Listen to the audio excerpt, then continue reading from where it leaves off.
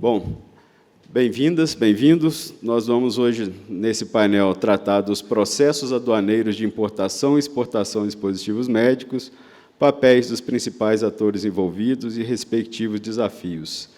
Nós, nesse painel que surgiu de uma conversa lá com a Receita Federal, com o time da Coana, quando, em conjunto com a organização aqui da feira, com a Juliana, com o Eduardo, discutíamos como operacionalizar e tornar mais fluido o fluxo de entrada de produtos para a exposição na feira.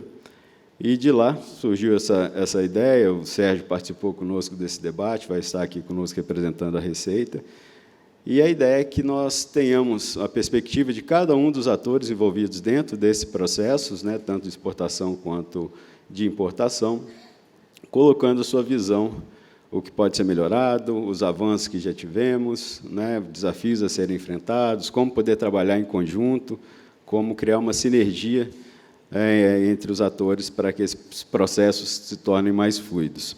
Eu vou chamar ao palco todos os debatedores. A dinâmica que nós vamos adotar será uma exposição inicial de cada um dos atores e, ao término das exposições, faremos uma sessão de perguntas e respostas, cuja plateia poderá também participar dessa sessão. Então, inicialmente, chamo ao palco Vitor Rios, ele é consultor de comércio exterior no Grupo Aidar, consultor de comércio exterior no Grupo Aidar. Por favor, Vitor. Vitor é consultor, como já disse, no Grupo Aidar, tecnólogo em comércio exterior pelo Centro Universitário Montserrat, pós-graduando em Direito Aduaneiro e Tributário Internacional pela MLAW.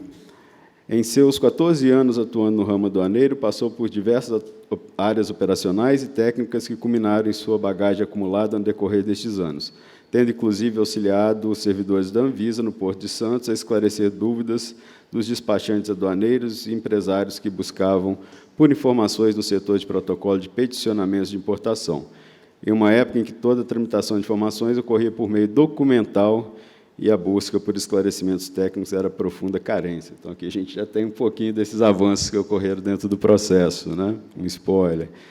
Ronaldo Luiz Pires, diretor de Relações Governamentais da Johnson & Johnson MedTech, profissional com 20 anos de experiência no setor de saúde. Ronaldo ocupa há 7 anos a posição de líder na área de Relações Governamentais da Johnson & Johnson Brasil para os negócios farmacêuticos e dispositivos médicos. Perdão, Ronaldo, não só na Johnson & Johnson MedTech, mas também na Innovative Medicine. É uma função cross, tanto em fármaco quanto em dispositivos médicos. É membro indicado da Comissão de Governança e Integridade da OAB São Paulo e possui formação nas áreas de Ciências Sociais e Jurídica, com pós-graduação em Direito Econômico pela FGV São Paulo. Em sua atuação profissional, Ronaldo trabalha na liderança de projetos estratégicos da companhia para temas de acesso, tributário, convergência regulatória e assuntos institucionais. Bem-vindo também, Ronaldo. Nossa próxima debatedora será a senhora Mônica Figueiredo, assessora da EGPAF, Anvisa. Ela é mestre em Políticas Públicas pela UNB, tem MBA em Comércio Exterior pela FGV, especialista em Saúde Internacional pela USP, em Vigilância Sanitária pela Fiocruz, em Gestão de Vigilância Sanitária pelo Sírio-Libanês, bacharel licenciado em Ciências Biológicas pela UNB. Atualmente é especialista em Regulação e Vigilância Sanitária da Anvisa, assessora da Gerência de Controle Sanitário de Produtos em portos, aeroportos, fronteiras e recintos alfandegados, atuando na área de comércio exterior e controle sanitário de produtos sujeitos à fiscalização sanitária.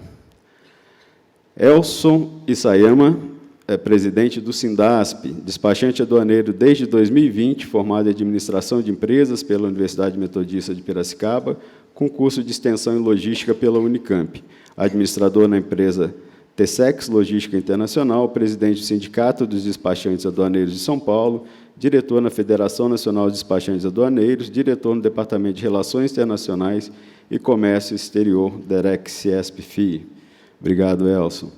Leonardo Napolitano, ele é gerente de informações e exportações da BD Brasil, engenheiro de produção pela Escola Politécnica da USP, MBA em Gestão de Negócios e Projetos pela FIA, profissional com 14 anos de experiência em multinacionais dos setores de linha branca, eletroeletrônicos e tecnologia médica, atuando em diferentes funções de gestão na cadeia de suprimentos, como planejamento de demanda, gestão de projetos, importação e exportação. Há 8 anos trabalhando com a BD, sendo os últimos 4 dedicados às suas operações de comércio exterior. Sérgio Garcia da Silva Alencar, coordenador operacional aduaneiro da Receita Federal.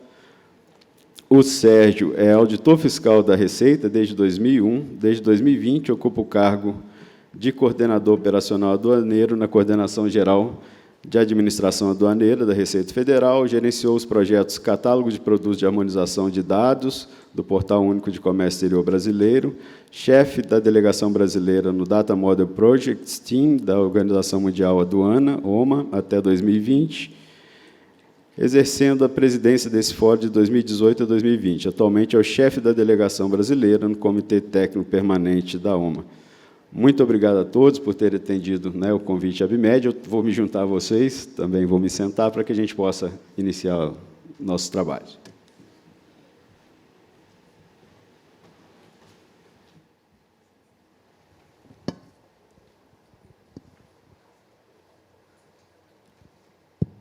Bom, como eu adiantei para vocês na minha fala inicial, nós vamos adotar a dinâmica de uma explanação inicial, depois, a partir das contribuições, partiremos para uma sessão de debates, e vou Mônica, que inicie, por gentileza, né, nossa única mulher na mesa, que inicie com as suas contribuições, por favor. Bom, gente, bom dia. Primeiro, muito obrigado por terem vindo a essa hora da manhã para cá, né?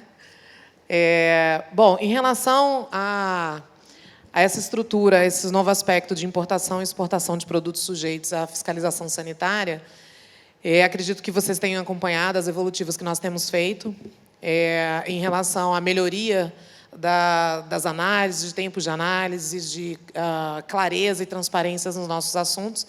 E o que eu tenho para dizer para vocês é que esse ano é um ano desafiador para a equipe da GCPAF. Nossa gerente está aqui, a Elisa Boccia, não vai me deixar mentir, até porque eu não posso mentir, né? Senão ela me exonera. Está gravada. Então, assim, nós temos vários projetos em andamento. Então, nós temos a revisão da RDC 81, que, inclusive, nós apresentamos o relatório da análise de impacto regulatório na semana passada, com a perspectiva de apresentação de minuta de RDC já no próximo ano. Nós temos a implementação do programa OEA, que vai começar agora dia 26 de maio. E, adicionalmente, nós temos a inserção da Anvisa, de fato, na DUIMP. Né? São evolutivas, a gente precisa realmente caminhar um passo de cada vez. Então, o primeiro passo que nós vamos ter agora é a integração do pagamento da taxa de fiscalização sanitária ao Portal Único. Então, nós vamos utilizar o PCCE para esse pagamento. Assim que for validado, está tudo certinho, funcionando, a gente passa para a próxima etapa, que é a validação do catálogo de produtos, os LPCOs Flex e, finalmente, a DUIMP. Então, nós temos a perspectiva de inserirmos o início dos nossos processos de importação no primeiro semestre de 2025, já na DUIMP. Tá? Então, a gente precisa fazer esse caminhar. Adicionalmente, só para que vocês tenham ciência, nós vamos deixar isso publicado. Nós temos diversos manuais publicados no site da Anvisa para dar transparência para o setor em relação a esses fluxos, mas nós também estamos trabalhando no background. Nós estamos fazendo reavaliação de todos os NCMs de classificação de produtos sujeitos à fiscalização sanitária. Nós vamos publicar uma agenda no site para essas evolutivas. Então, nós vamos ter um cenário de novos NCMs com destaques para a Anvisa, outros que nós vamos excluir e orientações de enquadramento. Então, a gente tem uma agenda, mais ou menos no mês de agosto, a gente pretende publicar esse cenário novo, e, a partir daí, a gente começa as evolutivas em relação à DUIMP. Então, temos um cenário interessante. Para que vocês tenham uma ideia, hoje, a GCPAF ela centraliza a análise de processos de importação de quase todas as modalidades. Então, hoje, por exemplo, a LI de pessoa física já está sobre a égide da GCPAF, DSI está no processo de migração para análise da GCPAF, LI normal já está 100% na GCPAF, e a gente tem um cenário, inclusive, de bagagem acompanhada, que a coordenação também vai ficar na GCPAF. Então, são processos que a gente está centralizando a coordenação e, alguns deles, a execução, exatamente para trazer o mesmo viés de transparência e harmonização de procedimentos. Então, assim, nos colocar à disposição de vocês. A nossa equipe é enxuta, mas é de uma eficiência e uma disponibilidade absurda. E dizer que o que vocês precisarem, a GCPAF está de portas abertas para vos auxiliar no que for necessário. Obrigado, Mônica. Eu vou pedir agora que o Sérgio, né, traga suas contribuições, tentando seguir uma ordem lógica aqui. Olá, bom dia a todos. Bom, a minha coordenação em Brasília é exatamente a coordenação operacional aduaneira que cuida de toda a parte de importação, exportação, trânsito, da carga comum e também da parte de controle de bens de viajantes. A Mônica citou a questão da bagagem acompanhada e também da remessa internacional, seja expressa ou postal. Os dois grandes projetos da Receita Federal dos últimos anos, né, inclusive com acompanhamento até da Presidência da República, são o Portal Único do Comércio Exterior e o Programa OEA, de Operador Econômico Autorizado. Né? O Programa Operador Econômico Autorizado, a grande novidade foi, recentemente, ser assinada uma portaria conjunta para a Anvisa entrar também como certificadora da parte das empresas. Né? Então, isso facilita, a gente tem estudos da agilidade que dá na importação ou na exportação para as empresas OEA. É um grande sucesso. O Brasil, o programa brasileiro é um programa espelhado no mundo inteiro, assim, a gente tem destaque no mundo inteiro.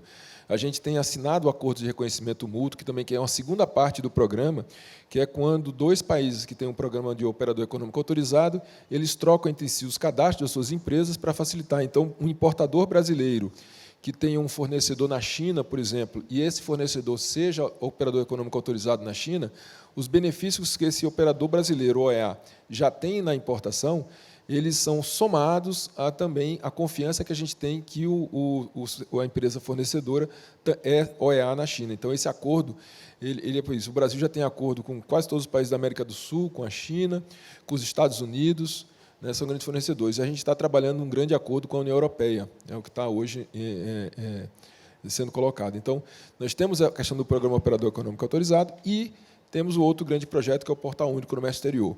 O Portal Único do Comércio Exterior, ele iniciou as discussões no Brasil junto com o Acordo de Facilitação do Comércio, que foi o Acordo da OMC de Bali, 2013, e uma das premissas do acordo é que os países construam guichês únicos de recebimento de informação e que essas informações sejam compartilhadas com todos os órgãos que trabalhem na liberação ou na cobrança dos impostos da importação.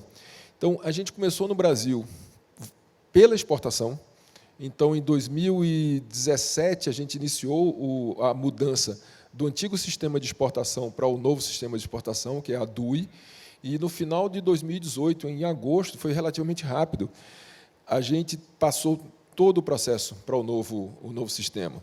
Então, a gente já está com 6 anos de DUI completa, então foi agosto de 2018 até 2024, e já está num momento, inclusive, da gente rever, que a gente está fazendo isso, tudo que melhorou, mas o que tem mais a melhorar. Porque alguém chegando hoje como exportador brasileiro, ele vai pegar uma coisa que já está funcionando, mas sempre tem melhorias a serem feitas. E uma das grandes inovações da DUI foi trazer também as fazendas estaduais para o processo. Que tanto na exportação quanto na importação, a gente não está falando só de órgãos federais, a gente fala também dos órgãos estaduais, que são participantes, são intervenientes no processo. Então, a DUI ela já está muito bem estruturada hoje, já melhorou muito a quantidade de dias. A gente, ano passado, fez um processo de TRS, Time Release Study, para a exportação, para medir os tempos da exportação, então estão relativamente bons em termos internacionais, mas tem também uma questão que não é só a Receita Federal. A gente tem a questão dos depositários, onde a mercadoria fica para ser exportada, tem processos internos, tem processo de licenciamento, em alguns casos, né, alguns produtos médicos há necessidade de anuência. Então, esse Time Release Study ele fez as medições e apontou algumas melhorias a serem feitas.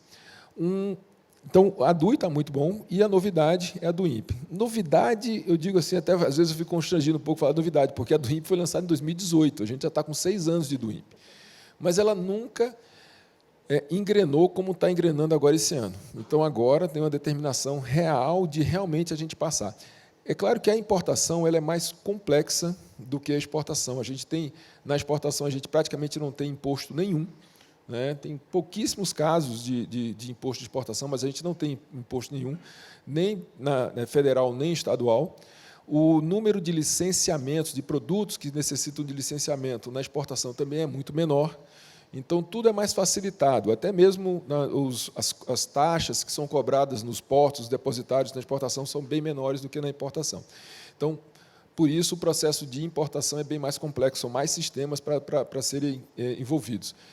E a gente já estava com as fazendas estaduais começando a entrar no processo, mas a gente precisa acelerar isso, e é uma determinação da atual administração da Receita Federal que a gente conclua esse processo até o final do ano que vem. Isso é, o que é concluir o processo? Concluir o processo significa desligar o Siscomex de importação, né? E isso é uma virada de chave bem forte para os importadores, para os despachantes, né? Trocar o processo, o modelo de dados é diferente, as formas de trabalho são diferentes, e a ideia é exatamente essa: a gente tem uma entrada única de informações, e não só para órgãos federais, também para os órgãos estaduais. Então, a gente está trabalhando fortemente, do final do ano passado para cá, para fornecer o máximo de informações possíveis para a fazenda estadual. Porque o importador, depois que ele tem a sua declaração de importação desembaraçada pela Receita Federal, na verdade, vou até voltar um pouco antes. Primeiro, ele tem um licenciamento, né, pode ser até anterior ao embarque, muitas vezes. Depois do licenciamento, vem o desembaraço aduaneiro. Depois do desembaraço aduaneiro, você não pode simplesmente chegar lá no depósito e me dar minha mercadoria. Você tem que comprovar o quê? A questão das suas obrigações estaduais. Você tem que ter uma nota fiscal de entrada, tem que ter o comprovante do pagamento do ICMS ou a desoneração desse ICMS. E esse processo também não pode ser manual. A gente tem 2,5 milhões de declarações de importação por ano, uma boa parte dessas com licenciamento. Então, o Estado também tem que entrar. Então, a gente está trabalhando fortemente com o Estado. Na exportação, foi bem tranquilo. Não é tranquilo, não, mas a gente trabalhou bem mais junto aos Estados, porque a gente dependia da nota fiscal para criar a DUI. Na importação, que é o processo reverso, a gente imaginou que a gente também faria o processo de uma DUIMP virar uma nota fiscal de entrada, mas era muito mais complexo, a gente não conseguiu isso ainda, é um desejo de futuro. Mas, então, os estados estão dentro, todos os órgãos anuentes. O Brasil ele já tinha, na verdade, um portal único. O Siscomex Importação ele é muito avançado no mundo. O pagamento dos impostos automatizado, como a gente faz, tem muitos países no mundo que não é assim que funciona. No Brasil, já na hora que você registra a declaração, já paga os impostos. Já existia uma ligação do Siscomex Importação com o sistema de anuência. Então, quando você vai fazer uma declaração de importação, já cobra automaticamente. Então, a gente já tinha, só que os órgãos anuentes tinham seus próprios sistemas. E a ideia agora com o LPCO, que é o novo sistema de licenciamento, isso está dentro do portal.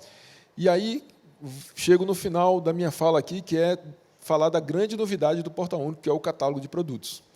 A grande ideia, o objetivo do catálogo de produtos é que os importadores façam o registro de todas as informações referentes ao produto, em termos de descrição, de classificação, de informações para classificação, para valoração, para estatística e para licenciamento também, uma única vez. Você registra aquele produto e aqui, a partir daquele registro daquele produto, você vai, por exemplo, se possível, fazer os licenciamentos flex, que é em vez de você fazer licenciamento uma vez a cada operação, você ter esse licenciamento uma vez só e pode ser usado, eu não sei como é que está, Mônica, a Anvisa, se é por tempo ou por quantidade, mas cada anuente pode decidir, né, qual é a forma de licenciamento flex dele. E, então, a ideia com o catálogo de produtos é isso, a gente vai ter, dentro do registro do produto, todas as informações na forma de atributos. A ideia é, cada vez mais, essas informações serem parametrizáveis, então, não serão campo-textos, e a gente fez um grande trabalho inicial de tentar descobrir quais seriam os atributos para cada grupo de NCMs. Bom, a gente tem, se eu não me engano, na última contagem, 10.300 NCMs. A gente teve 30.000 propostas de atributos. A gente fez um trabalho setorial para descobrir quais seriam os atributos para cada NCM. Depois teve um grupo consultivo que fez um filtro. Depois a gente colocou isso em consulta pública. E, finalmente, os produtos entraram em produção na última semana do ano passado, se eu não me engano. Ele está pronto, essa lista de atributos? Eu diria que não. A gente, na verdade, só vai conseguir saber se os atributos que estão lá no catálogo de produtos realmente são eficientes, se eles estão corretamente classificados dentro das NCMs com o uso. A gente teve que tomar uma decisão no final do ano passado, que foi o seguinte: os atributos vão ser todos de preenchimento obrigatório ou não? E a gente fez o seguinte, a gente chegou à conclusão de fazer um meio termo. Os atributos que são necessários para determinar o tratamento administrativo e para licenciamento, esses ficam como obrigatórios já desde o início. Os atributos que são mais de uso da Receita para classificação, valoração, estatística, no início eles estão como opcionais.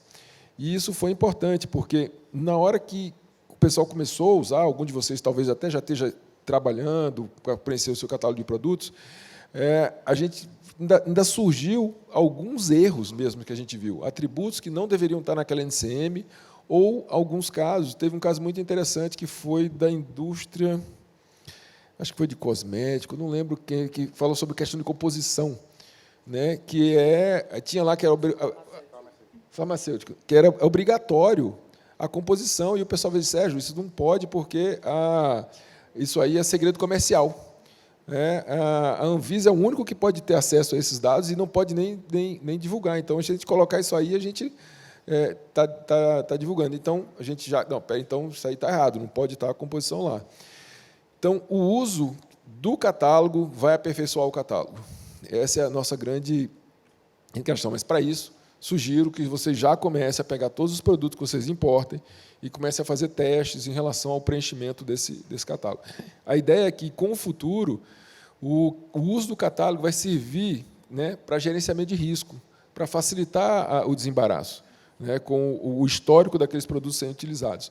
Classificação fiscal vai ser bastante utilizado também, etc. Então, a grande novidade do INPE é o catálogo de produtos que está vindo aí. A sugestão é que realmente vocês comecem a usar, comecem a testar o preenchimento desses produtos. É isso. Obrigado. Obrigado, Sérgio. Ouvidos, então, os agentes governamentais, agora vamos ouvir a indústria. Nós temos aqui representantes de duas empresas associadas à BIMED, a BD e a Johnson. São duas empresas globais, mas que têm fábricas aqui no Brasil. Então, operam tanto a importação quanto a exportação, com uma possibilidade de contribuir bastante para esse debate. Eu vou iniciar pelo Leonardo, por gentileza. Obrigado, Felipe. Bom dia, pessoal. Vou começar agradecendo também, né, a presença de todo mundo, está aqui ouvindo a gente, participando dessa conversa muito bacana, aos colegas panelistas aqui pela companhia, ao convite da BIMED e o pessoal da BD que me indicou para participar dessa conversa. Nessa perspectiva, né, Felipe, de importador e exportador, estava pensando um pouco aqui nos desafios, né, o que a gente pode falar, e o primeiro, que obviamente acho que o óbvio também precisa ser dito, é equilibrar custo e agilidade. Então, acho que nosso dia a dia ali na operação cara, você precisa economizar o mais barato possível e precisa ser rápido. A gente tem um paciente na ponta esperando, tem pessoas que dependem dos nossos produtos, e eu não posso me conformar ali, vou demorar 15 dias, tá bom? A gente sabe que na prática tá bom, mas a missão aqui é no dia seguinte. Então, eu não posso fazer loucura, mas eu preciso ser muito rápido, né? A gente vem, dentro de supply chain, falando muito também da nossa participação, da missão de prover acesso à população dos nossos produtos. Então, óbvio, a gente pensa no preço, tem que ser barato, tem que ser de graça. Só que acho que ninguém fica 130 anos aí no mercado se não está operando de forma sustentável. Então, acho que esse equilíbrio entre custo e agilidade é fundamental ali. Cada minuto a gente está, de alguma forma, trabalhando nesse desafio. Outro ponto importante é o compliance, né? Não só local quanto global, né? A BD, como uma multinacional, como a Johnson, a gente não está só atento à regulamentação do Brasil, tá? Regulamentação do mundo inteiro, seja na parte regulatória mesmo, na parte aduaneira, outras práticas também de compliance. Então, a gente tem que estar muito atento. É um desafio muito grande também e prioritário. Isso tem muito a ver com outro ponto que eu anotei aqui, que é a relação com parceiros, né? A gente tem, talvez só em comércio exterior hoje, parceiros, fornecedores críticos, uma base de 20. Tanto despachante, quanto transportador, agente de carga, consultores, né? A gente tem aí uma gama muito grande de conhecimento que a gente precisa abarcar, e só com o recurso interno a gente não dá conta. Então, a gente também ter cuidado na seleção desses parceiros, pela perspectiva de custo, mas também de compliance, a gente ter certeza que os parceiros eles estão com as mesmas práticas que a BD cuida é fundamental.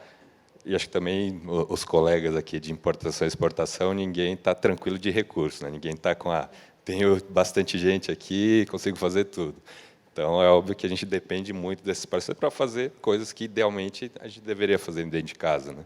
Então, os projetos aqui que o Sérgio trouxe, né, do INPE, de catálogo de produtos, acho que todo dia vem também um parceiro falar, cuidado, você precisa cuidar, você está cuidando? A gente sabe que não está cuidando internamente, a gente precisa também desses parceiros, e acho que essa gestão, a gente também, no dia a dia, fala, não tenho tempo, então eu vou ter um fornecedor. Mas você precisa gerir esse fornecedor, então você vai precisar de tempo. Não tem muito segredo aqui, e é esse desafio também, equilibrar o tempo que a gente investe nisso.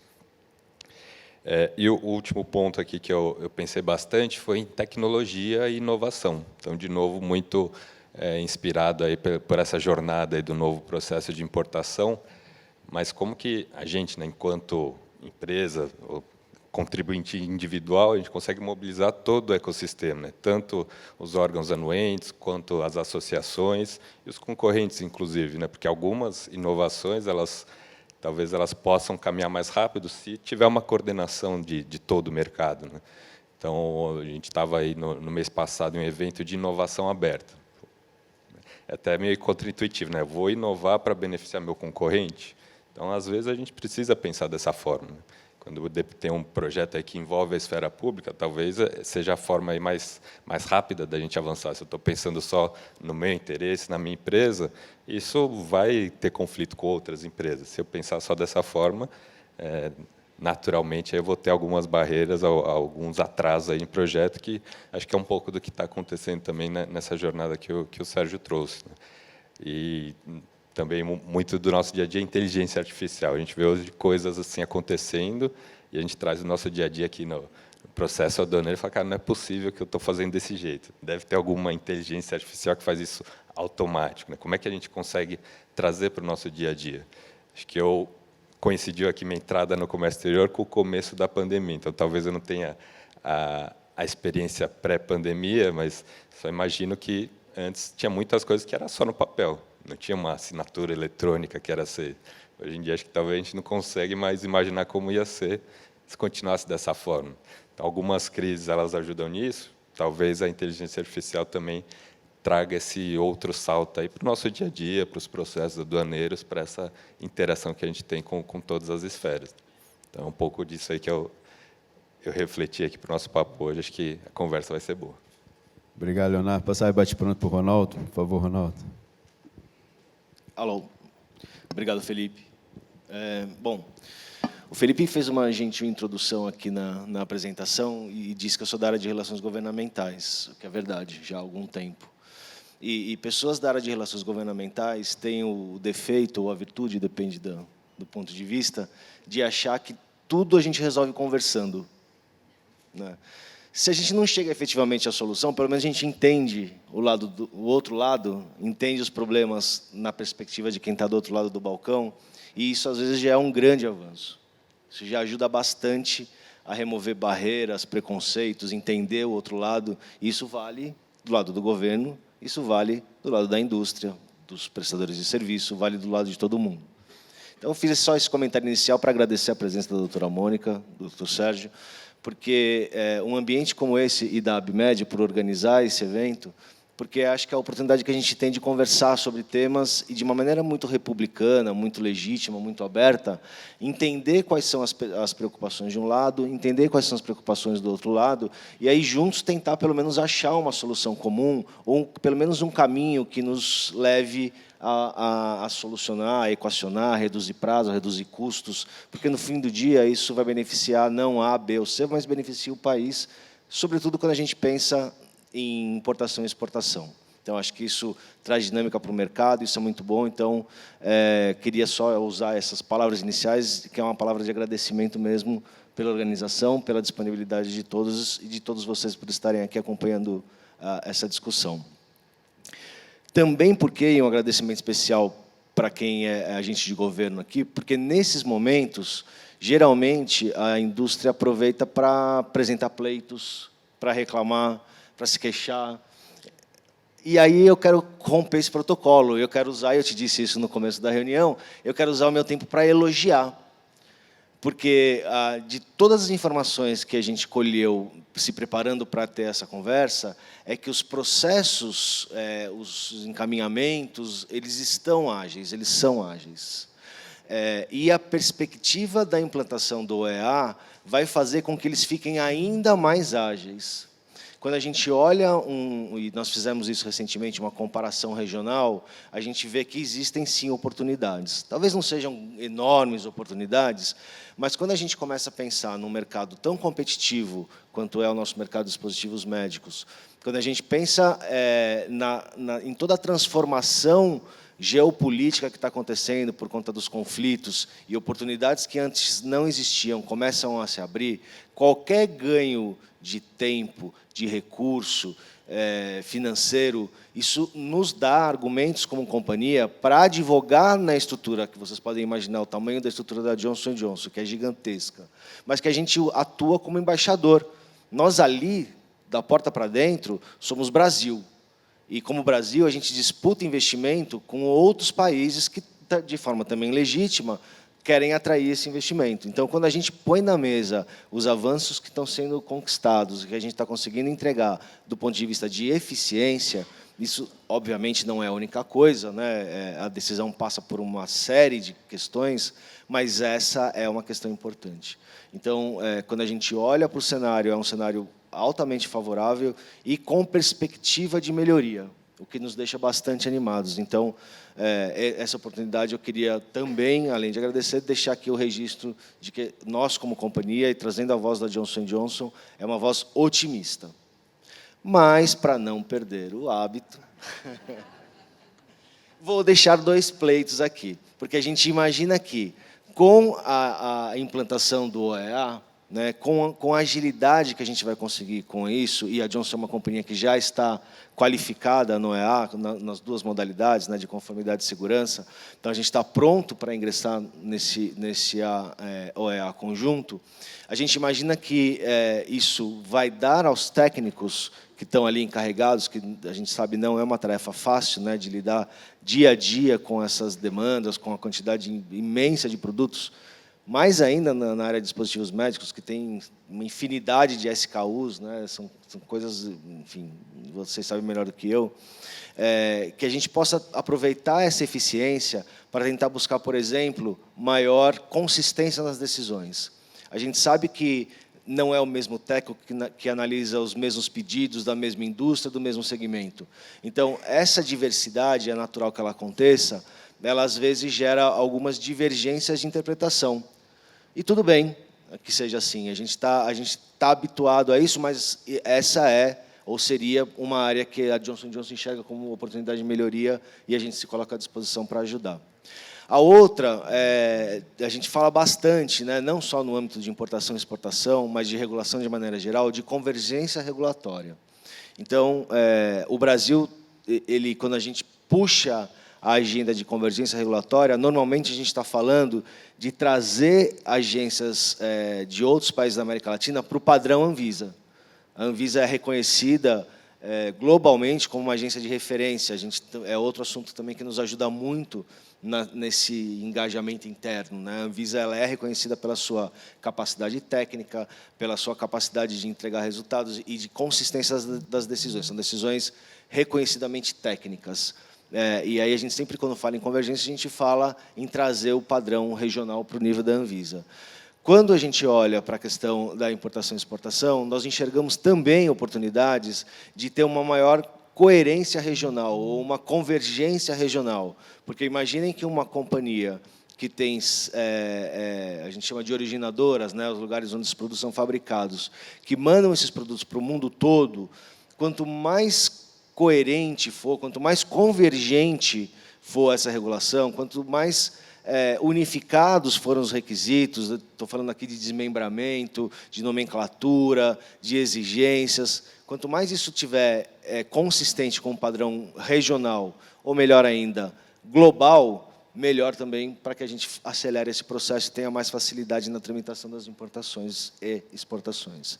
Então, resumidamente, é um comentário principalmente de elogio. Nós estamos bastante bem, mas também temos esperança de que, com as mudanças que o Dr. Sérgio comentou e de tudo que tem sido feito, a gente tem a oportunidade de melhorar ainda mais e ser ainda mais consistentes e ganhar ainda mais capital para defender o Brasil nas nossas discussões globais. Então, mais do que tudo, muito obrigado. Obrigado, Ronaldo. Agora, nessa terceira mini-sessão, vamos ouvir, então, os operadores, né? O pessoal que está lá na ponta também, auxiliando as empresas, interagindo com os agentes governamentais. Por gentileza, Elcio. Legal, Felipe, obrigado. Bom dia a todos, primeiramente. Agradecer, em nome do Sindicato Despachante Aduaneiro de São Paulo, a ABIMED, pelo convite, pela oportunidade de, junto aqui com esses players, né, importantes do comércio exterior, da iniciativa pública e privada, né, poder aqui debater um pouco sobre as inovações, eu vou dizer especialmente da importação. Tá? Eu acho que, como a gente comentou, a própria exportação, de uma certa forma, ela já está um pouco mais consolidada, e até pela característica dela, que o Sérgio mencionou bem, né, de não ser um processo que tenha uma questão tributária muito forte, né, e até penalidades tão fortes como você tem na importação, e também pelo momento, pela situação que nós estamos vivendo, dessa transformação completa aqui do novo processo de importação. E é engraçado que até na última semana a gente esteve num evento internacional, e estava lá o secretário da Organização Mundial das Aduanas, né, falando sobre essa parceria pública e privada, né, a importância, a relevância do desenvolvimento dessa relação para o desenvolvimento do comércio exterior global, né. E aí nós estávamos até com a subsecretária, né, e a conversa era, poxa, nós já estamos nesse processo, mas muito avançado e há muito tempo, não apenas com a Receita Federal, também com outros órgãos anuentes, como aqui a Anvisa, e eu acho que isso é claramente colocado aqui. E aí a gente precisa evoluir, desenvolver realmente tudo aquilo que tem acontecido nesse processo de transformação do comércio exterior brasileiro, né? Então, apesar do Felipe ter colocado que eu sou despachante de 2020, na realidade um pouquinho mais, tá, Felipe? Algumas décadas mais atrás, mas eu ouvi dizer que em 97, né, ainda não era a minha época, mas na transformação do Siscomex, né, quando ele foi para um outro modelo, né, nós tivemos ali um processo, algumas semanas parados sem qualquer registro de declaração de importação no Brasil. E isso foi um problema seríssimo, né? Mas aí por questões realmente de estrutura, por questões realmente ali que eram além da iniciativa privada, né? Estavam uma mudança muito grande, muito forte, que melhorou demais o ambiente do comércio exterior, mas aquele primeiro momento foi traumático, né? Nós, de fato, paramos o Brasil naquele momento, né? Então, trazendo aí para o presente momento, né? Então, nós, como o Sérgio também mencionou, em 2018, nós tivemos a mudança de chave importante, saindo do RE e do DE, né, no famoso cara preta, né, quem trabalha com isso, nós despachantes trabalhamos exatamente com sistemas, né, sabemos muito bem, para esse modelo da DUI. E aí nós percebemos uma mudança séria, que, na realidade, o grande problema estava conosco, a iniciativa privada. Né? A iniciativa privada que não acreditou naquele momento que, olha, a chave vai ser virada. Daqui a pouco a gente resolve, né? Mais à frente a gente vê o que dá. A gente vai pedir lá para o governo, vamos ter uma extensão de prazo, né? E aí o governo chegou e falou, escuta, o custo aqui é grande de manutenção de 2, 3 sistemas operacionais. Precisamos fazer esse desligamento agora. E aí as empresas ficaram, até a gente soube de algumas empresas com mais de um mês sem conseguir exportar, porque ela não teve no seu sistema a mudança necessária, o ajuste necessário para que a gente conseguisse, de fato, operar, né, no comércio exterior. E aí agora, recentemente, no ano passado, nós tivemos a implementação do CCT aéreo, né? Um novo módulo do Portal Único, também relevante, também importante, onde o governo já vinha ao longo do tempo. Vamos mudar a chave, vamos virar a chave, né? E o que nós fizemos? Esperamos acontecer. E, de novo, nós tivemos, nos 2 aeroportos, menos em Viracopos, tá? Mas nos 2 aeroportos que concentram mais de 80% do volume de importação no modal aéreo brasileiro, né, um problema seríssimo, com a parada e cargas que foram avolumadas ali sem ter o processamento para a sua saída, porque nós, do privado, não nos preparamos de acordo para que essa solução, de fato, fosse implementada e que ela, de fato, pudesse gerar os benefícios que todos nós temos percebido que, ao longo do tempo, o processo, né, do Portal Único tem gerado para todos nós. E aí nós estamos chegando agora, né, no novo modelo, no novo processo de importação. Por mais que, né, a Anvisa tenha mencionado agora que é um processo que está sendo transformado e que tem ali uma possibilidade da mudança de chave lá em 2025, a Receita já vem, a Receita e o SESEX já tem disponibilizado. Até hoje tem pessoas que perguntam para a gente, quando que a do INPE vai funcionar? Gente, a do INPE já funciona desde 2019. Né? Tem empresas, nós mesmos já chegamos a registrar uma do INPE em 2021. Né? Até hoje, me confirma se eu estiver enganado, Sérgio, mas nós estamos falando aqui que temos, nesse ano, 30 do INPEs registradas, né, em operação. E, assim, como é que a gente pode entender o sistema? Como é que nós podemos verificar se ele, de fato, ele é o ideal, se nós não testamos o sistema? Mas temos problemas. Sim, temos problemas. Né? Tem a questão de bancos, que ainda não estão integrados, e até hoje eu recebo aqui o pessoal questionando, não conseguimos registrar do INPE porque o Bradesco não está vinculado. Não conseguimos registrar do INPE porque nós temos empresa limitada, né? E aí não está aberto para todo mundo ainda. Sim, é fato, mas eu acho que aqui nós estamos lidando com empresas de grande porte. Né? Aqui nós estamos lidando com empresas que trabalham já o comércio exterior, né, há muitos anos e que conhecem o comércio exterior como poucos. E a gente percebe que nem mesmo as grandes têm trabalhado e tratado o desenvolvimento, inclusive de novos processos que a própria Anvisa tem implementado. Né? O próprio LPCO, né, na realidade, até foi uma discussão antiga que a gente tinha mencionado de transformar o LI no LPCO num modelo híbrido, para que todo mundo pudesse já conhecer um pouco mais desse processo, trabalhar um pouco mais esse desenvolvimento. A gente percebeu dificuldades. Até hoje, eu acho que tem dificuldades. A gente fala em qualidade da instrução processual, e até hoje a gente tem essa dificuldade. E a gente vê, por exemplo, e a gente critica muito, né, mas, ao mesmo tempo, também a gente tem que elogiar quando a gente percebe que o modelo tem sido transformado de forma eficiente, mas a manualização que tem tido, já desde o início, da Receita Federal, né, e a Anvisa também tem trazido isso para os seus processos, eu acho que faz com que nós, privado, tenhamos ali a oportunidade de conhecer melhor, trabalhar melhor e desenvolver melhor, e, mesmo assim, a gente ainda continua com alguns problemas, com algumas situações, e nem mesmo acreditando na implementação desses sistemas o quanto antes possível. Então, eu acho que o Vitor vai falar um pouco mais ali sobre catálogo e até atributos, algumas questões que a gente já viu, Sérgio, mas eu acho que o grande recado que a gente tem que falar aqui é sobre a importância de trabalharmos dentro do contexto do novo processo de importação, avaliando ali as possibilidades, as oportunidades, avaliando também os problemas, porque os atributos eles estavam abertos para questionamentos até o ano passado, se não me engano. Por enquanto ele fechou, mas acredito que ele vai ser ainda uma coisa perene. Né? Mas é importante que todos nós entremos no processo, verifiquemos lá os dados.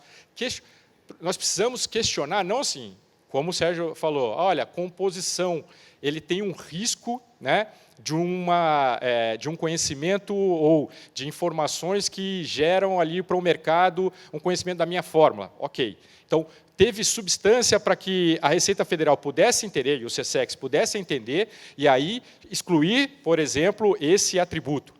Mas agora, tantos outros, que quando a gente vai verificar, quando ele for transformado em LPCO, né, quando ele for transformado no processo já real, e aí a gente vai começar a ter problemas para construir e colocar os dados no catálogo e depois o LPCO, e aí nós vamos reclamar que é a Receita, que é a Anvisa, que é, enfim, qualquer outro órgão anuente que são os culpados? Será que essa construção não depende muito mais, nesse momento, não depende muito mais de todos nós que aqui estamos, importadores, exportadores, despachantes, aduaneiros, né, e todos os outros intervenientes privados, para que a gente assuma de fato a nossa posição na construção desse processo? Enfim, o meu tempo já acabou faz tempo, mas eu acho que é só uma provocação inicial, né, porque eu acho que esse processo, nesse momento, depende muito mais de nós do que desse momento do público, porque sem que nós façamos esse impulsionamento, eu acho que a gente não vai ter o desenvolvimento necessário. Tá bom? Obrigado. Obrigado, Elcio, por suas contribuições. Obrigado pela retificação acerca da sua experiência, pelo que peço desculpas aqui em nome da organização. Vou passar, então, para que a gente possa ouvir o Vitor. Por favor, Vitor, encerrando essa rodada inicial. Bom dia, pessoal. Bom dia a todos. Vou tentar falar aqui tossindo o menos possível, que eu estou me recuperando da gripe, mas está complicado aqui. Bom, como eu sou consultor de uma comissária de despacho, eu estou do lado de vocês. Eu sei das dores de vocês, de tudo que vocês passam, né, na qualidade de contribuintes de empresas. Então, eu acho impossível a gente começar a falar aqui do tema de debate, né, já que a bola da vez é o novo processo de importação, sem agradecer a Receita Federal e a Anvisa, que são aí os órgãos que estão em desenvolvimento com o sistema, porque a gente tem que parar para pensar no salto de evolução de informação que nós tivemos. Me dá calafrio só de lembrar de quando eu comecei, que para eu apresentar um processo para a Anvisa, para eu peticionar uma importação, eu tinha que imprimir lá uma resma de folha, praticamente, de um processo. Aí eu numerava folha por folha, de 1 a 30, lá, quantas páginas tivesse, carimbava tudo, pedia para o despachante assinar, vistar todas as folhas, colocar numa pastinha e aí correr. Correr até o posto da Anvisa lá no Porto de Santos, até acho que era às 11 horas, 11h30 de manhã para fazer o protocolo, chegar esbaforido lá para conseguir dar entrada. Então, olha o salto que a gente teve, isso em questão de 11, 12 anos aí de transformação. Então, foi uma disruptura muito grande no processo de importação, e a gente tem que sempre enaltecer e lembrar que, em comparação, aí, como o Sérgio já comentou, o Elson também, com outros países, a gente está em um nível muito evoluído de qualidade de informação. Então, obrigado aí para os órgãos que estão desenvolvendo as informações. E aí, em questão de gargalo, infelizmente, um dos principais gargalos ainda continua sendo a falta de conhecimento dos atores envolvidos. A falta de conhecimento faz com que as empresas, os contribuintes, deixem de aproveitar benefícios e situações que vão agilizar todo o processo. Um exemplo simples que a gente tem no processo atual, já de importação, de licenciamento por meio de LPCO, é que muitas empresas que chegam para trabalhar conosco, elas não têm conhecimento, não sabem que já é possível você entrar com um LPCO, com um licenciamento na Anvisa, de forma antecipada, antes da carga chegar. Então, eu tendo conhecimento de carga embarcada, lá, a carga saiu do exterior, isso principalmente para processos marítimos. A gente já consegue apresentar isso de forma prévia para o órgão, para a Anvisa analisa, e olha só, a gente tem a carga já, o LPCO deferido, já liberado antes da chegada, ou junto com a chegada. Então, muitas empresas pecam pela falta de conhecimento, e aí tem que ser realmente tomada essa ação que vocês estão fazendo aqui hoje, nesse horário de manhã, separaram um dia da semana, deixaram as suas obrigações de lado para ter mais conhecimento. É fundamental que isso seja feito para que mantenha-se a agilidade dos processos de importação. Então, é um dos principais gargalos aí, conhecimento. E aí, entrando numa fase nova da disruptura que a gente vai ter de informação, que é o catálogo de produtos, eu gosto de separar dois separadores de águas que a gente teve aí atualmente nos processos de importação. O primeiro foi quando a gente deixou de apresentar a documentação em papel e passou a efetuar a anexação dos documentos no Portal Único de Comércio Exterior. Ali foi um separador de águas. Tem um processo antes disso e depois disso, que é um ganho enorme, significativo. E a gente tem outro divisor de águas que está acontecendo agora. A história está sendo escrita agora no comércio exterior e nós estamos participando. Vocês, empresas, estão participando disso também. Eu acredito que muitos de vocês participaram das diversas reuniões que as entidades fizeram para pegar sugestões sobre os atributos do catálogo de produtos. E esse é um novo divisor de águas. A gente tem mais um exemplo aí do conhecimento, como ele é importante, entrando na esfera dos atributos do catálogo de produtos. Hoje, a gente já começou a trabalhar com algumas empresas, principalmente da área médica também, para sanear informações e iniciar o trabalho do catálogo dos produtos, dispositivos médicos, e partes, e peças, enfim, no portal único. E a gente notou ali que uma das informações principais que vão gerar um gargalo no futuro, caso as empresas não tenham conhecimento, não tenham essa informação, é que o que for preenchido de atributo no catálogo, muitos dados deles vão migrar para os formulários de LPCO, vai migrar para a do INPE. Então, o preenchimento incorreto vai acarretar no quê? Se eu errei no catálogo, eu vou errar no LPCO. Informações vão migrar automaticamente. Um exemplo que eu achei interessante aqui para trazer para vocês são as partes e peças dos dispositivos médicos. Então, o dispositivo em si, ele, a ser peticionado, apresentado para a Anvisa, ele tem as informações ali padronizadas dele, de acordo com o registro, e as partes e peças, a depender se aquela parte estiver no registro, a Anvisa tem um entendimento como parte, e se ela não estiver no registro, ela vai ser enquadrada como peça, na maioria das vezes, né? Então, um exemplo aí legal são cabos elétricos. Tem cabo elétrico que ele vai estar em registro de dispositivo médico, então ele vai ser parte do dispositivo. E tem atributo específico dentro das NCMs, no portal único, que pedem essa informação. Então, quem estiver efetuando o catálogo de produtos precisa ter esse conhecimento. Se não tiver, precisa buscar. Buscar num prestador de serviço qualificado ou qualificar as suas equipes que estiverem efetuando o catálogo. Se o cabo elétrico ele não tiver no registro, a peça tem essa informação em forma de atributo também no catálogo. E aí isso vai migrar para o LPCO. Preencher errado, o que vai acontecer? Exigência. O que vai acontecer? Indeferimento não, né, Elisa?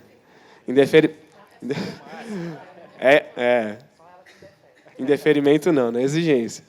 Então, é crucial ter este conhecimento para ser feito correto e manter a agilidade, buscar as informações se mantendo céleres. Quem não tiver o conhecimento vai sofrer, vai continuar não aproveitando da agilidade nos processos de importação, e aí cai por terra todo o trabalho que foi feito, tudo que foi pensado, tudo que foi trazido de acordo de facilitação de comércio para o processo de comércio exterior brasileiro ser mais célere. Então, o meu recado é esse. Busquem conhecimento ou prestadores de serviço qualificados que pensem fora da caixa, que enxerguem essas diferenças que vão bater na porta de vocês. Isso é fato que vai acontecer. Obrigado a todos aí. Vamos seguir adiante. Obrigado, Vitor. Antes de abrir para a plateia, né, como eu disse no início, a ideia desse painel surgiu justamente numa conversa lá com a Coana, né, Sérgio, para viabilizar aqui a exposição, viabilizar a feira. E, por sugestão da própria Coana, né, por que a gente não faz o debate ampliado? Vamos colocar todos os atores, vamos debater esse processo, ver onde a gente pode somar forças aí para nos ajudar. Então, esse debate construtivo, como o Leonardo colocou, né, depende de você olhar o seu próprio umbigo, mas se você trabalha em algo em prol da melhoria do ambiente de negócios, certamente o seu concorrente vai se beneficiar, mas você também.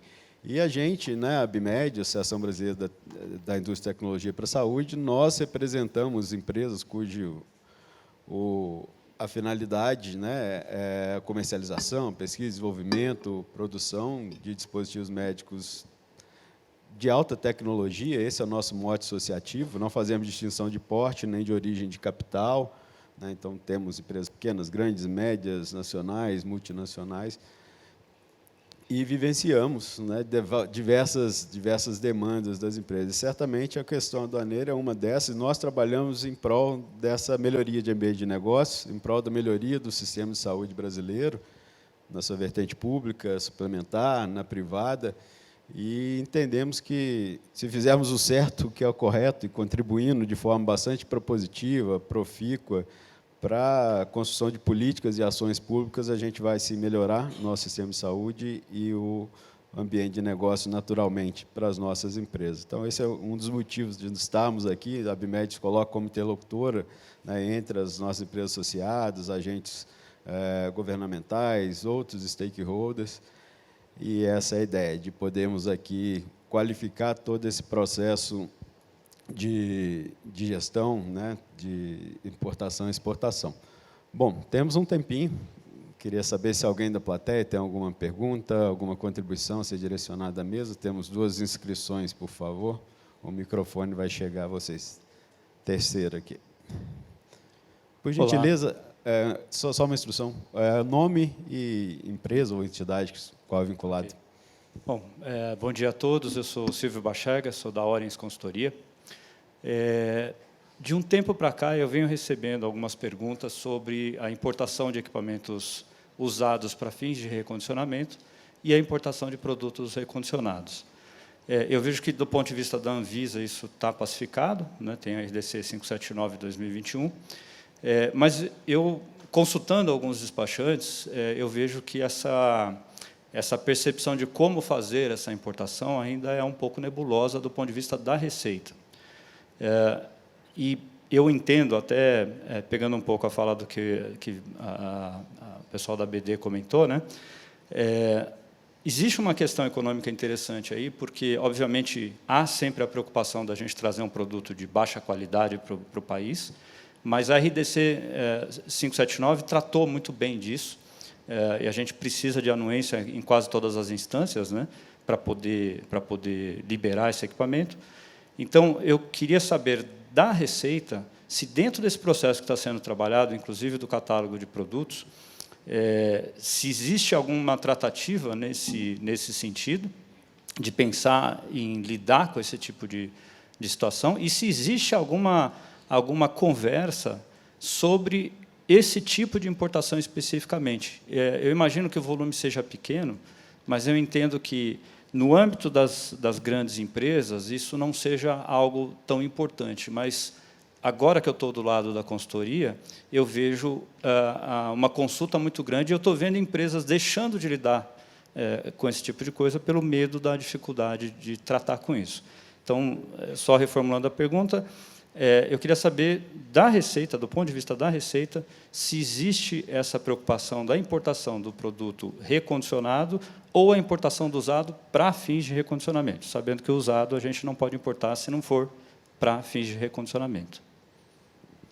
Vitor, eu vou ficar te devendo essa resposta.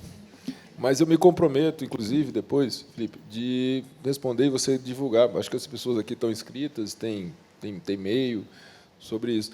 Mas eu queria até pedir a ajuda do Elson. Eu ia até né? mencionar Eu queria pedir a ajuda do Elson, porque, primeiro, a questão do usado, ele é um licenciamento da SESEX, da Secretaria de Comércio Exterior, que analisa essa questão da proibição ou não.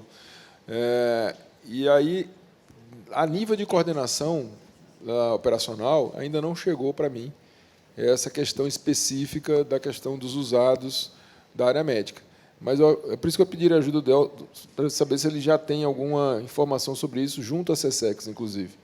Na realidade, até era interessante entender um pouco mais sobre exatamente o ponto que você está falando. Primeiro, acho que foi muito claro, como você mencionou, a RDC da Anvisa ela é claríssima, né? Não pode usado, você pode recondicionado. Isso é uma coisa. E, obviamente, você pode questionar se isso é uma situação semântica ou não, né? Mas aí recai, obviamente, para a portaria 249, inclusive, que aí você tem que fazer lá o licenciamento de importação com análise do SESEX. Né? E, claro, que tem as regras estabelecidas nessa legislação para que haja o deferimento da licença de importação. E, vamos lá, a premissa básica é que não haja similar nacional.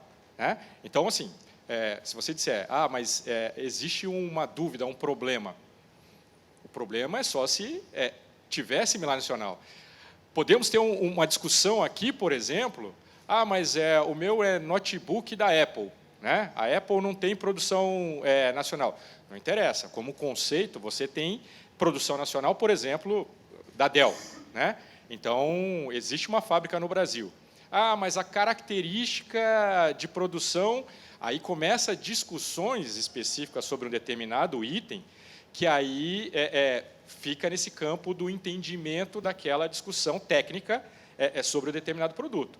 Então, o que a gente pode dizer da parte da Receita Federal, normalmente, é o seguinte: olha, você mencionou que é usado, ele teve o deferimento do licenciamento de importação dos órgãos respectivos, seja ele Anvisa e com a dupla anuência do SESEX, que seja, né? A Receita Federal ela vai questionar, de repente, ali preço, né? Alguma coisa que foi estabelecido. Não se pode ser liberado ou não, porque é usado, ou porque o processo ele foi caracterizado, ele foi realmente direcionado corretamente como usado. E aí fica, realmente, eu acho que o que foi mencionado pelo Leonardo, pelo próprio Vitor, é sempre importante que a gente busque profissionais não pelo preço, né? Que a gente busque profissionais pelo seu conhecimento, né? Daquele determinado projeto, daquele determinado tipo de produto, porque depois o custo pode sair muito maior e muito mais caro, né? Do que você ficar, naquele momento, olhando aquela linha, um valor um pouco menor. Bom, e esse é um tema que está em voga agora, né? A gente tem um projeto de lei tramitando na Câmara dos Deputados, 5159/2019, que, no que pese de haver uma normativa infralegal da Anvisa, dá essa proposta aí de normatizar em âmbito legal a questão da importação de dispositivos médicos usados e recondicionados. Bom, tínhamos mais 2 inscrições. Bom dia. Nome e instituição, por gentileza. Meu nome é Ingrid, eu sou da Terumo Medical do Brasil, e acho que a minha pergunta é mais direcionada para a Mônica, né? E porque assim, nós entramos com o OEA, né, já submetemos para a Receita, e também dos motivadores foi o poder contar com a Anvisa dentro do programa. E a gente está tirando o OEA-C, né? Então, agora, assim, com a entrada da Anvisa, a exigência é o C e o segurança também, né, o S. Foi, assim, pensado em alguma hipótese de ter uma Anvisa C, como tem o OEA C e S? Bom, primeiro que a gente tem que falar que o programa OEA que foi publicado agora é um piloto, né? As alterações podem ser executadas e a gente pode aprimorar o programa da Anvisa. Dito isso, neste primeiro momento, o que foi avaliado, na verdade, foi a simplificação da instrução processual e celeridade na análise do OEA. Então, pautado nesse viés, nós entendemos que utilizar certificações e documentos já validados por outros órgãos ou até mesmo dentro da Anvisa facilitaria um pouquinho a análise e a celeridade nessa questão da certificação. Então, quando nós fomos avaliar os critérios do OEA Segurança e do OEA Conformidade da Receita Federal, nós verificamos que diversos aspectos que são avaliados têm similaridade com os itens das nossas certificações de boas práticas. Então, foi nesse sentido. Então, nem o Conformidade hoje atende integralmente, exclusivamente, as questões de certificação, nem o segurança. Então, é um combinado desses aspectos, dos dois tipos de certificado da Receita, que atenderiam às nossas necessidades, que dariam essa segurança para a nossa análise. Por quê? Porque a Receita já vai na empresa, ela faz a fiscalização em loco, ela faz esse monitoramento. Então, esses requisitos, já validados pela equipe competentíssima da Receita Federal, já nos trazem essa segurança. Adicionalmente, para dispositivos médicos, a gente também entendeu que, tendo a certificação da Anvisa, seja para fabricantes nacionais de boas práticas de fabricação, seja para importadores, a certificação de boas práticas de armazenagem e distribuição, também nós teríamos um compilado de dados e informações que trazem essa segurança no processo de importação. Então, hoje, o motivo de ter o segurança em conformidade é esse. é a segurança da fiscalização que é feita pela equipe do OEA da Receita Federal, nesses aspectos que têm congruência com os aspectos que a gente quer trazer para a segurança da nossa análise do nosso programa. Mas não, nada está escrito em pedra, certo? Podemos reavaliar no decorrer da implementação e avaliação desse cenário. Temos mais uma pergunta? Bom dia, meu nome é Elaine, eu sou da Zimmer e a gente importa medical devices. E eu tenho uma dúvida referente a país de origem no momento de importação. Eu nunca tive esse tipo de problema, estou na Zimmer há 8 meses e a gente tem enfrentado esse dilema. Por exemplo, vários produtos, às vezes, acontece de ter o país de origem diferente do país fabricante, certo? E isso pode mudar, inclusive, por lote de produto. E uma coisa que a gente tem tido dificuldade é que, no momento da importação, a Receita Federal quer que o país de origem esteja presente no registro do produto. Porém, no registro do produto, a gente põe fabricante real e legal, né? Não exatamente o país de origem. E isso tem gerado muito problema. Eu não sei como a gente pode tratar isso, que tratativa deve ser dado para esse tipo de problema. Bom, vamos separar aqui país de origem e país de aquisição, né? Para as regras de origem, então, vamos lá, o país de origem é o país que fabricou o produto ou no qual houve a última transformação significativa daquele produto, quando às vezes, algum tipo de produto que tem peças fabricadas em vários países e são montados no final. Então, o país de origem é esse, é aquele onde foi fabricado, onde teve a última transformação significativa. O que acontece? Muitas vezes, o seu fornecedor ele não te fornece quem foi o fabricante, em alguns momentos, até por questões também de questões comerciais. Ao pé da letra, a nossa regra diz que é obrigatório informar o fabricante. Mas a gente tem uma permissão dentro da ADI, que continua hoje na do INPE, no novo processo, que é você dizer que não conhece o fabricante. Mas, mesmo assim, é obrigatório a questão do país de origem, porque a questão do país de origem é muito importante para algumas regras de tratamento administrativo, né? E algumas regras de proibição, né? Vou dar mais óbvio aqui, por exemplo, existem praticamente tudo que tem origem da Coreia do Norte é proibido o país de origem seja a Coreia do Norte, fabricado na Coreia do Norte, você não pode importar, existe uma série. Então, a importância do país de origem vem não para questões de tributação da receita, mas basicamente para questões de tratamento administrativo. Então, a nossa regra básica é essa: você tem que saber quem é o fabricante e o endereço do fabricante é o país de origem. País de aquisição é o país onde aquele fornecedor está te vendendo. E ainda tem um terceiro país, que é de onde foi embarcada aquela mercadoria. Então, um produto fabricado na China, cujo exportador está em Singapura, e que tenha um entreposto na Malásia, então, país de origem China, país de aquisição Singapura e país de embarque Malásia, onde estava esse produto marcado. Então, como é que a Receita confere se o país de origem está certo? Primeiro, a gente tem que saber se o fabricante foi apresentado. E, se ele foi apresentado, aí sim a gente vai dizer que aquele país de origem está correto. É uma fiscalização muito complexa, essa questão de país de origem. Inclusive, eu queria saber exatamente se você, na tua pergunta, quando você falou país de origem, se puder dar o microfone para Elaine, né? Se é isso que você entende também como país de origem, se é isso que você está sendo questionada nas importações, que os fiscais estão questionando isso, a questão da diferença do país de origem, se não seria essa questão de aquisição. Eu sei que, para alguns produtos de médicos, tem uma particularidade aí sobre isso também, né? Acho que talvez o...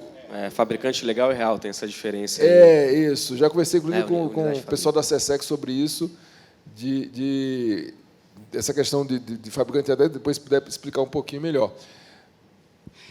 Eu vou dar um exemplo assim bem simples. Por exemplo, a matéria-prima de um produto é forjada na China, por exemplo, mas ele ainda não é o produto final. Aí essa matéria-prima forjada, que seria considerado o país de origem, onde teve a maior transformação substancial, enfim, vai para outro país onde é feita a fabricação, sei lá, de um parafuso, por exemplo.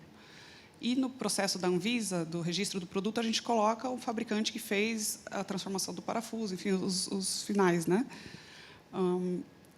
E muitas vezes não, em algumas vezes esse país de origem ele não entra no registro do produto, né? E a exigência que a gente tem tido é mostrar que o país de origem está contemplado no registro do produto, e nem isso sempre acontece. Algumas vezes acontece de ser o mesmo fabricante real, mas algumas vezes não. E é onde tem essa diferença que a gente está tendo dificuldade. Tá. Deixa eu só pontuar uma coisa que, de repente, fica mais claro para o Sérgio.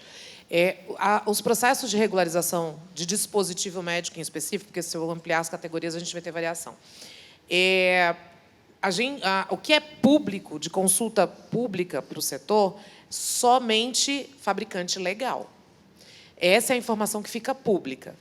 Nos processos de regularização de dispositivo médico, especificamente classe 3 e 4, há a necessidade de apresentação, eu estou falando já da área de registro, né? Vou apanhar aqui do pessoal da GTPS, mas, enfim, há a necessidade, que eu trabalhei lá, né? Eu vou ter que ajudar. Há a necessidade de informação do fluxo de produção, e, inclusive, o fluxo produtivo, e, inclusive, a indicação das unidades Fabris, né? Mas esse dado não é público, esse dado é restrito para acesso da área técnica e de quem submeteu o processo. Então, esse é o primeiro ponto. Em relação a essa definição de regras de origem para a questão de tratamento administrativo e em relação à Anvisa, hoje, o que eu posso te dizer? Que, quando a Anvisa vai analisar o processo de importação, a regra que nós temos é, se você informou um país de fabricação no licenciamento de importação e ele é de um produto de dispositivo médico, a gente avalia se ele consta no processo como unidade fabril ou fabricante legal. Estou falando de produto acabado, tá? Não estou falando de insumo nem semi-acabado. Esse é o ponto que a gente trabalha. Mas, lembrando que produto que é notificado, classe 1 e 2, eles não possuem a descrição, a obrigatoriedade de apresentar os dados de unidade fabril. Então, neste contexto, nem todas as categorias nós temos acesso a essas informações, né? Então, só classe de risco mais alta. Então, hoje, o que a gente tem de regra é essa. Então, se a Receita Federal estiver necessitando avaliar esse tipo de informação, hoje, o que eu tenho para dizer é, o dado que está público é fabricante legal. E, na verdade, a gente tem o entendimento que a gente faz o fluxo inverso. A gente não faz nenhum tipo de exigência em licenciamento de importação nesse aspecto, porque a gente entende que é uma atribuição da Receita Federal, então a gente não faz exigência em relação a esse fabricante. Fazia-se há um tempo atrás, e a gente mudou em 2009. Em 2009, a gente mudou esse entendimento. Foi uma discussão interessante. Então, hoje, a gente não entra nessa seara, até exatamente por essa questão da parte de tratamento administrativo. Mas esse dado não é público. O que é público é fabricante legal. Com a Anvisa a gente não tem tido problema, mas com a Receita Federal mesmo, que ele quer que o país de origem esteja contemplado no registro, e isso não acontece. Fala aí, depois eu complemento, se for o caso. Eu só ia complementar o comentário que o Sérgio fez, que muitas vezes o exportador com quem você está negociando, ele omite a informação por ele não querer compartilhar os dados para você não negociar com aquele fabricante. Mas ele vai e rotula lá, põe na caixa, na embalagem, o nome completo do cara, fabricante XYZ. E você não recebeu o dado documental, então, na sua declaração aduaneira, você vai colocar que ele é desconhecido e o nome do país de origem. Quando a carga chega, se dá uma parametrização em canal de fiscalização, o que acontece? A Receita vai autuar por você ter prestado informação inexata, incorreta ou omitida informação. Vai depender da análise aí do fiscal. Então, é importante comentar aí e passar a importância para o exportador, que você precisa ter esse dado para colocar, caso ele não queira te passar, omita, em virtude de você sofrer sanção. E aí você pode até tentar transferir a responsabilidade para ele por contrato, amarrar contratualmente que sanções em virtude de falta de prestação de informação que deveria ter sido fornecida por ele vai ser repassada. A gente orienta isso para as empresas que costumam trazer essas informações para nós.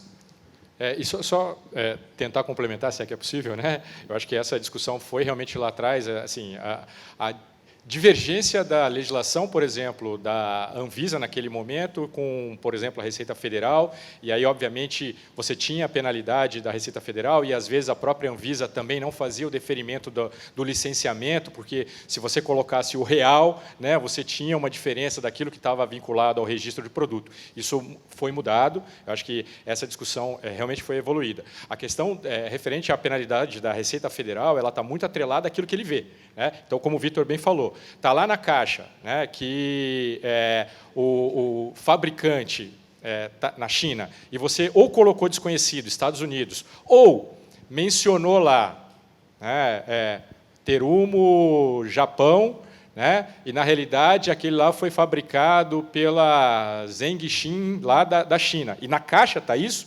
Obviamente que aí tem a necessidade de retificação e penalidade por parte da Receita, porque aí ele verificou que a informação estava inexata. Mas se antes, na hora de emissão, hoje, do licenciamento de importação, você já fez com a informação do fabricante correta, conforme bate ali os dados, aí você não para que você tenha nenhum tipo de penalidade com relação à Receita Federal.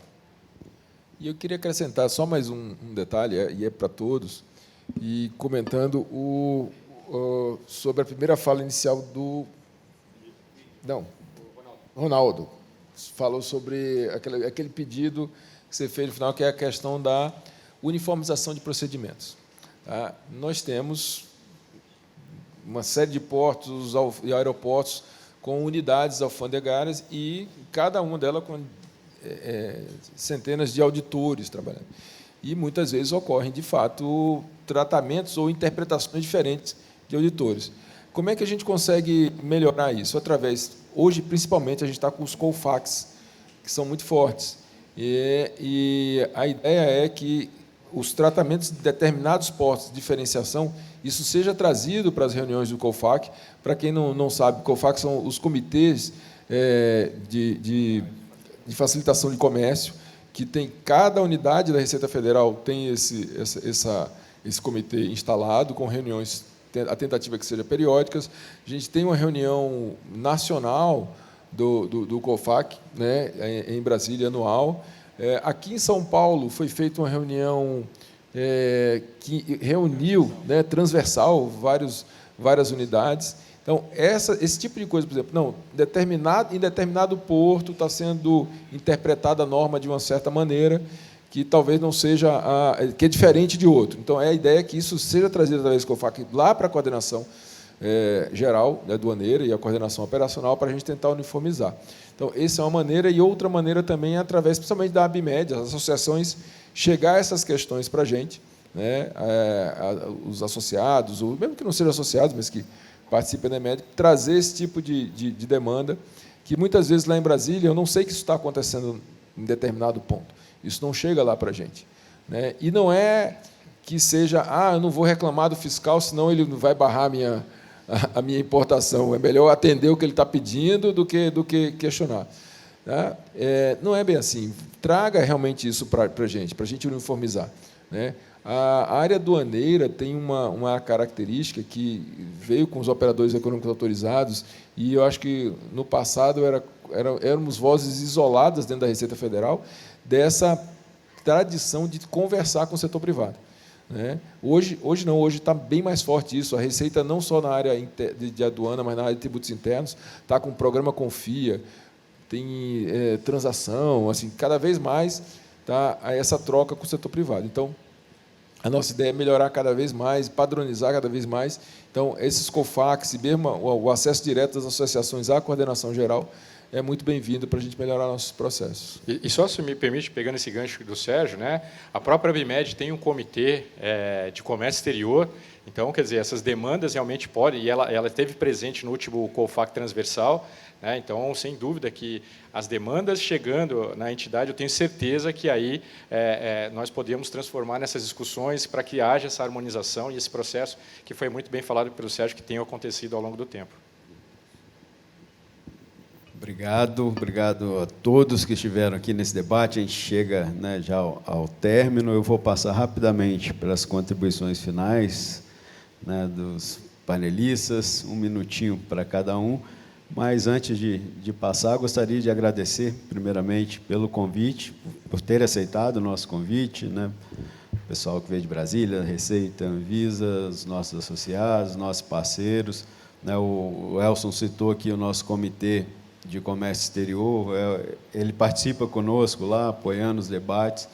Fica o convite para os associados que eventualmente sejam aqui presentes e que ainda não participem, mas que venham participar também desse comitê. Vou começar pelo Vitor, por favor, 1 minutinho, Vitor. Considerações finais. Agradecer aí a Abimed pelo convite. É importante esses debates aí para a gente elucidar informações, buscar conhecimento entre nós também. E a consideração final é que assim, o processo de comércio exterior ele está cada vez mais célere, mais competitivo. É preciso buscar por redução de custo, competitividade internacional. Então, eu reitero aquilo que eu falei no começo, só o conhecimento e a busca pelas melhores práticas que vão tornar as empresas aí mais sustentáveis, econômicas e competitivas no mercado.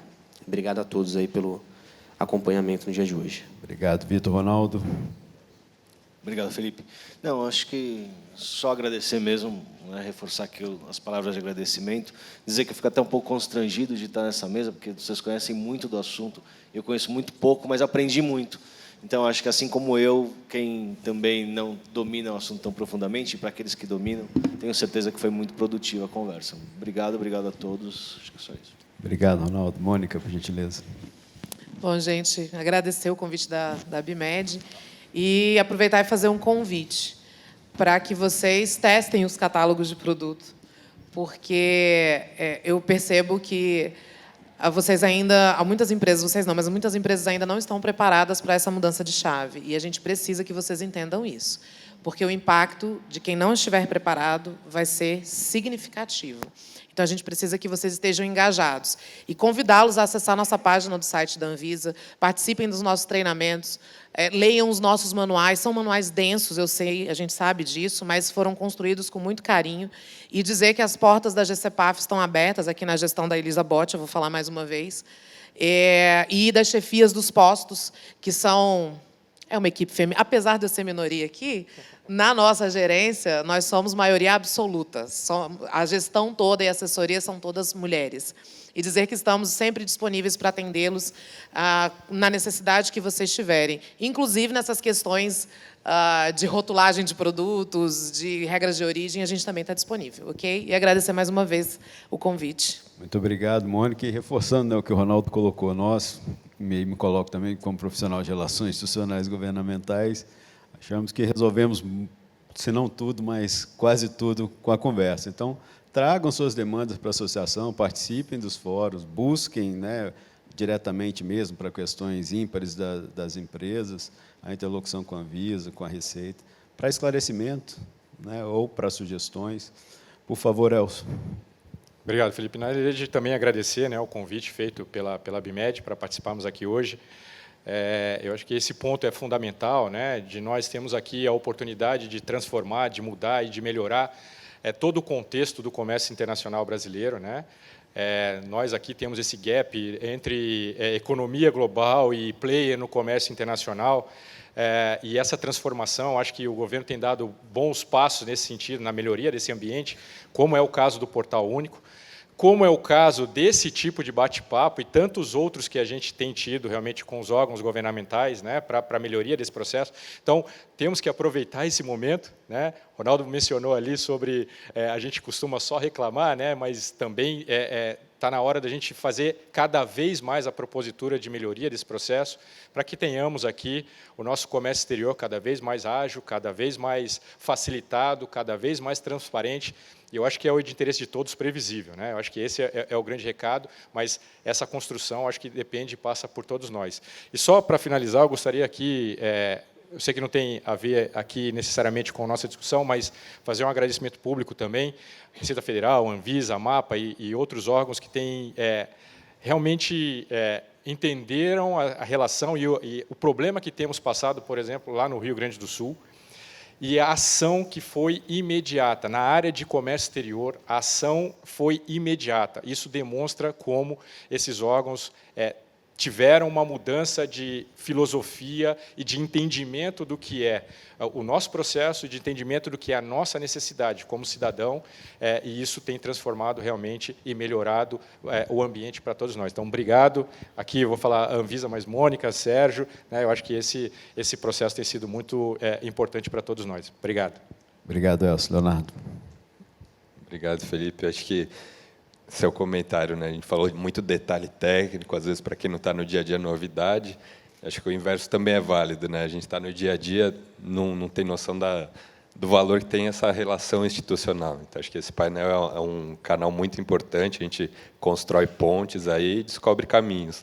Esse comentário também final aqui do Sérgio, eu não sabia da CONFAC. Então, acho que é também um canal para a gente debater, né? Falar, não está fazendo sentido para mim? Não sofre, não fica só reclamando, né? Vamos conversar. Então, acho que é muito importante esse tipo de fórum aqui, a oportunidade da ABMed facilitar também. Acho que é muito feliz de ter participado e espero ter sempre esse tipo de evento e poder participar. Obrigado. Obrigado, Leonardo. Por favor, Sérgio. Bom, queria dividir meu tempo aqui, meu minuto, em 2 etapas. A primeira que é um recado. Alguém falou aqui sobre a questão de que, às vezes não, essa mudança de sistemas, ela tem que ser acionada a nível de cúpula de empresa. A Johnson & Johnson é enorme, mas tem seus processos de orçamento, de prazos, e se a alta cúpula que é que vai direcionar os orçamentos, ela não estiver sensibilizada da necessidade, ela vai deixar aquele custo mais para frente. Já a mudança do novo processo de importação requer gasto. Está sendo um gasto enorme pelo setor governamental, Receita, SESEX, Anvisa, a gente precisa pagar a mudança dos sistemas. Né? A gente viu que a experiência na DUI foi fantástica, melhorou muito a agilidade na exportação, e a gente tem certeza que isso vai acontecer também com a importação.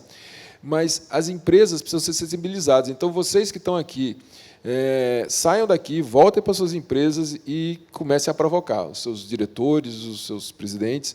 Olha, agora é para valer. Daqui a 1 ano não vai ter mais DI, não vai ter mais o sistema. E isso, algumas empresas têm tecnologia interna, mas a maioria, eu acho que a maioria de vocês, principalmente as que não são muito grandes, tem empresas terceirizadas de TI. Então, tem que provocar, e eles vão cobrar para fazer esses ajustes. E as suas empresas precisam reservar um orçamento para isso. É um custo que, eu digo, vai valer a pena, porque a ideia é que isso melhore, facilite. A gente é a 9ª economia do mundo, em termos de PIB, e estamos em 70º alguma coisa em termos de comércio internacional. Por quê? Porque a gente tem um comércio interno forte, mas por que o Brasil é tão pequeno em termos de comércio exterior? Né? E aí um dos objetivos do Portal Único é exatamente melhorar isso, facilitar isso, quebrar o tal do custo Brasil, né? A burocracia e tal. Então, mas há um custo para isso. E as suas empresas não vão aportar orçamento na área de tecnologia para mudar para o novo processo de importação se não for provocado. Então, agora, dentro de 1 ano e meio, 1 ano, vai ser desligada a DI. Então, voltem para suas empresas e digam, a gente vai parar de importar se a gente não mudar o nosso sistema. Tá? E a provocação final é um convite para a gente debater outro aspecto da importação, que é a importação por remessa. Tá? Tem que falar sobre isso. E isso vale um painel desse. Veja, isso não pode ficar restrito à Receita e Anvisa quando fala de produtos médicos importados. Isso é muito grande. Eu estava num dos eventos na Organização Mundial de Aduanas, ano passado, e uma apresentação da União Europeia. A União Europeia está tentando também entender, o mundo inteiro está tentando entender como é que a gente vai controlar essa questão de remessa internacional. É um negócio muito complicado. E uma figura que o palestrante lá deu, da União Europeia, eu achei muito interessante. A aduana, anos atrás, a gente lidava com um container, com um exportador e um importador, e um container com 1.000 celulares lá dentro. Hoje eu lido com 1.000 exportadores, 1.000 importadores e 1.000 pacotinhos, e cada um desses é uma declaração. Eu posso traduzir isso para a questão de área médica também. Agulhas, produtos de tatuagem, produtos médicos, não só equipamentos. Hoje em dia, gente, chegam... Esse mês de abril chegaram 18 milhões de pacotes. 18 milhões de pacotinhos chegaram no Brasil, vindos por meio de e-commerce. Até 2 anos atrás, a gente controlava só 2% disso. E hoje a gente está fechando 100% de declarações. É um volume imenso. Eu falei em 2,5 milhões de declaração de importação. A gente vai ter, esse ano, uns 200 milhões de declarações de importação de pacotinhos. E é muito complicado trabalhar com isso, quando você fala de produtos que necessitariam de licenciamento, produtos médicos. E isso está concorrendo com alguns de vocês aqui, que são importadores oficiais, que tiram licença, e tem gente comprando produtos na China e trazendo, e revendendo, ou não, ou consumindo. Então, assim, a provocação, na verdade, é para a gente pensar sobre isso, principalmente nessa área de produtos que necessitariam de licenciamento, né, da área de saúde e produtos médicos. Isso merece ampliar esse debate. Já está aceita a provocação, já, Sérgio. Temos outros temas também, depósito especial, também precisamos debater. Nós vamos ter outras oportunidades, certamente. Obrigado a todos. Fica aqui o convite para que vocês sigam acompanhando as atividades da ABIMED aqui no Hospitalar, que visitem nosso stand, vamos lá bater um papo, tomar um café, conversar sobre outros temas também. Convido aqui os panelistas para ficarem no palco, a gente vai fazer uma foto.